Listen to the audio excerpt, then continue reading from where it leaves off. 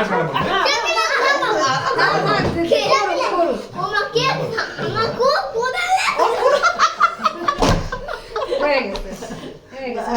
খাও সমস্যা নাই শেষ হবে না অনেক আছে